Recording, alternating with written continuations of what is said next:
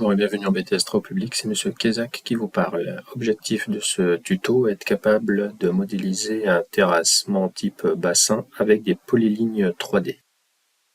Donc là nous sommes en DAO, voici le bassin qu'on va modéliser.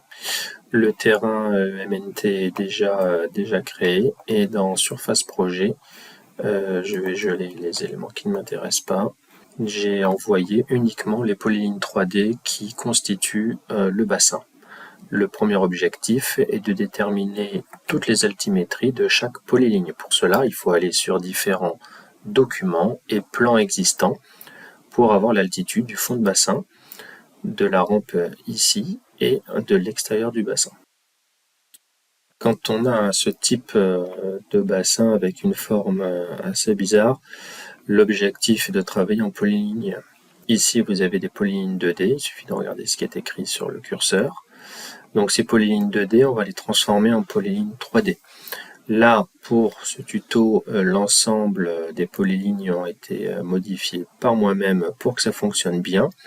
Mais l'objectif est de bien vérifier que les polylignes ne se touchent pas entre elles, pour qu'il n'y ait pas de conflit quand on va créer en 3D les différentes plateformes. Donc première étape, on va s'occuper de la polyligne extérieure qui va donc se rattacher au terrain naturel. Donc on clique sur cette polyligne et on va simplement la projeter en cliquant ici sur le terrain naturel et on fait OK. Si je passe maintenant le curseur, la polyligne est passée en polyligne 3D et cette polyligne 3D a des altitudes différentes en fonction du terrain naturel.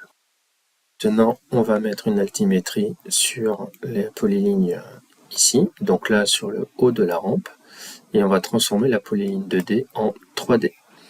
Et il faut lui mettre une altitude constante que vous devez trouver sur les plans. Ici, on est à 47,10. Donc je tape 47,10 et je fais OK. Même procédé pour cette polyligne qui est là. Je la transforme en 3D. Là, on est à 47,18. Et le bassin qui est ici. Donc je clique dessus et je modifie là. Le fond du bassin est à 45,08.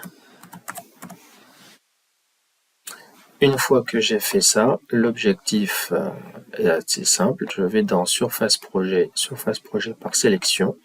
Je clique sur la polyligne extérieure, celle qui est raccrochée au TN. Je clique dessus, bouton de droite terminé. Je dis que c'est un bassin, on peut mettre même un décapage si on veut. Voilà ma polyligne, ma plateforme qui est réalisée.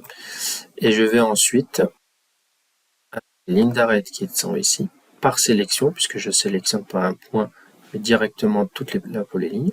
Je vais cliquer sur la première, la deuxième et la troisième. Bouton de droite terminé.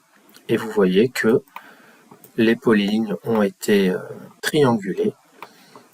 Et donc on a bien notre bassin. J'oublie pas de faire bouton de droite, calculer surface projet et talus. On va voir le calcul des différents volumes du bassin.